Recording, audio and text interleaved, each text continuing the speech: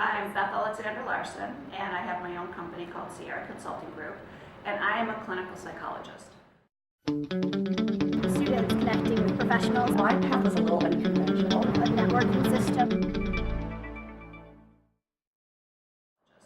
So I work in a private practice where I might meet with somebody one-on-one, much like this, and learn a little bit more about what they're struggling with and how I can help.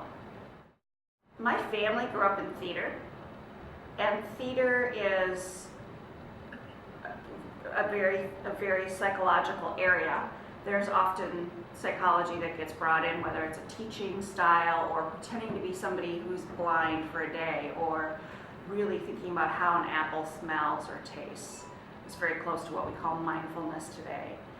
And so I was interested in that part of the theater experience, as well as interested in how different and addictive being on stage was.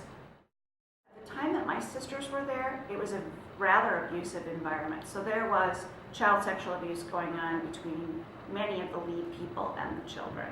And I was too young to be aware of it, but as I grew older, I was fascinated by the fact that all of these parents were aware to a certain extent and chose not to do anything.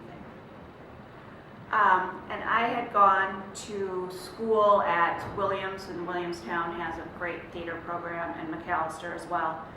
And then I went to film in the city, and I was working back at children's theater in sound design. And it just kind of all came full circle for me. But the other thing I really got fascinated by was women's studies and how women in other cultures struggle, or how we don't even realize we're objectified. All of that information, social justice, also became very fascinating to me.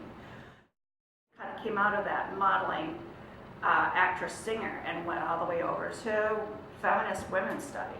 So that was one piece. And then I had a girlfriend of mine, as I'm like looking at going back to yet another school, said, why don't you just volunteer? And that was great advice.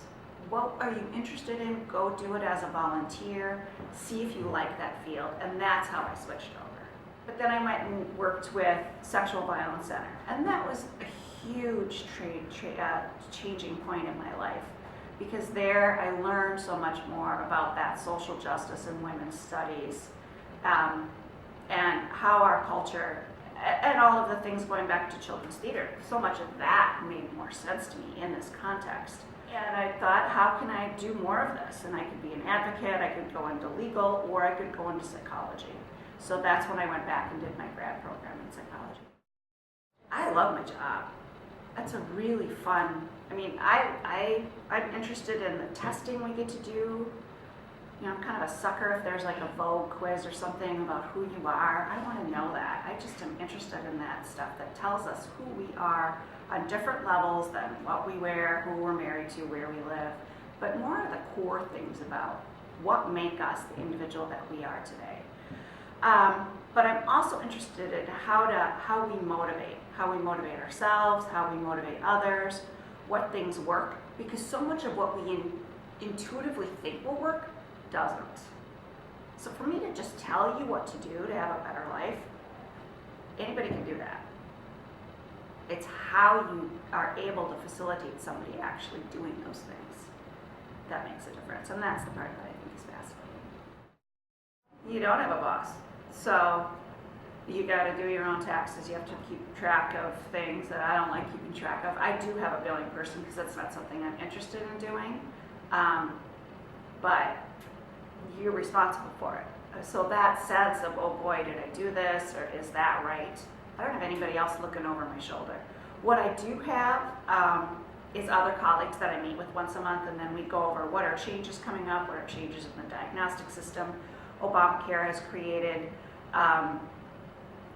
good things and difficult things. So my job will change radically as a result of being more tied to other hospitals. So now all of our notes have to be done electronically in a way that other people can access it.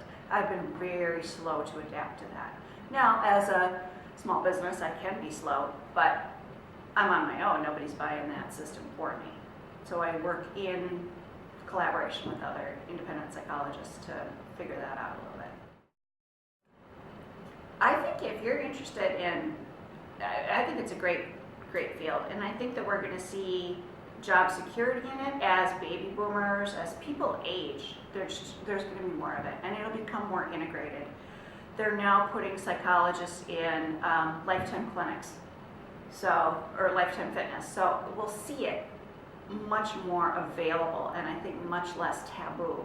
Now there's still taboo about, I think, going to get help, or the stigma of mental illness, and I think we'll see that really shift. There's a big boom in life coaching because it doesn't have the stigma. And I mean, that's good. I think however people get help, I want to make sure that the people that are offering the help are really qualified.